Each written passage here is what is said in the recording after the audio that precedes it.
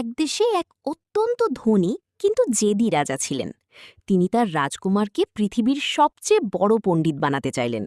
রাজকুমারের জন্য নিয়োগ করা হলো দেশের সবচেয়ে কঠোর শিক্ষকদের। সকাল থেকে গভীর রাত পর্যন্ত রাজকুমারকে একটি রুদ্ধদ্বার কক্ষে বসে হাজার হাজার বই মুখস্থ করতে হতো।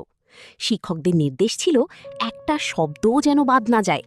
রাজকুমার বইয়ের পাতা উল্টাতো, বড় বড় সূত্র আর ব্যাকরণ মুখস্থ করত, কিন্তু তার চোখ পড়ে থাকত জানালার বাইরের আম গাছটার দিকে, যেখানে একটি কাঠবিড়ালি মনের আনন্দে খেলে বেড়াত। একদিন রাজা রাজকুমারকে পরীক্ষা নিলেন। রাজকুমার বইয়ের সব পড়া তোতা পাখির মতো গড়গড় করে বলে দিল। রাজা খুশি হলেন, কিন্তু লক্ষ্য করলেন ছেলের চোখে কোনো উজ্জ্বলতা নেই, মুখে কোনো হাসি নেই, সে যেন একটা প্রাণহীন যন্ত্র। ঠিক সেই সময় রাজপ্রাসাদে এক বৃদ্ধ বাউল এলেন, হাতে তার একতারা। তিনি রাজকুমারকে জিজ্ঞেস করলেন, বলো তো রাজপুত্র, এই যে তুমি এত বিদ্যা শিখলে, তার মধ্যে সবচেয়ে সুন্দর গান কোনটি? রাজকুমার উত্তর দিতে পারল না, কারণ সে শুধু তথ্যের পাহাড় মুখস্থ করেছে, সুরের আনন্দ কখনো অনুভব করেনি। বৃদ্ধ বাউল তখন বললেন, মহারাজ, আপনি আপনার পুত্রকে তথ্যের খাঁচায় বন্দী করেছেন। শিক্ষা হলো সেই আলো যা মনকে আনন্দ দেয়। আনন্দ ছাড়া যে শিক্ষা, তা তো কেবল স্মৃতির বোঝা, আত্মার মুক্তি নয়। রাজা সেদিন ভুল বুঝতে পারলেন। তিনি রাজকুমারকে বইয়ের স্তূপ থেকে মুক্তি দিয়ে প্রকৃতির মাঝে পাঠালেন।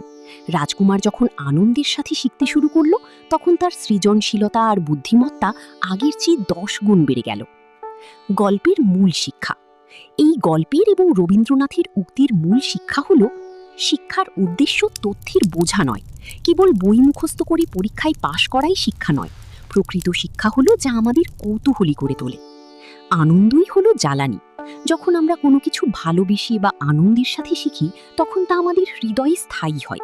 আর যখন জোর করে চাপিয়ে দেওয়া হয়, তা কেবল যান্ত্রিক মুখস্থ বিদ্যা হয়েই থেকে যায়। সৃজনশীলতার বিকাশ।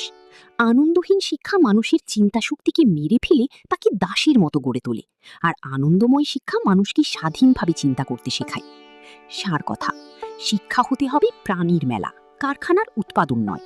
মন যখন কোনো বিষয়কে আপন করে নিতে পারে, তখনই প্রকৃত জ্ঞান অর্জিত হয়। গল্পটি ভালো লাগলে চ্যানেলটি সাবস্ক্রাইব করুন।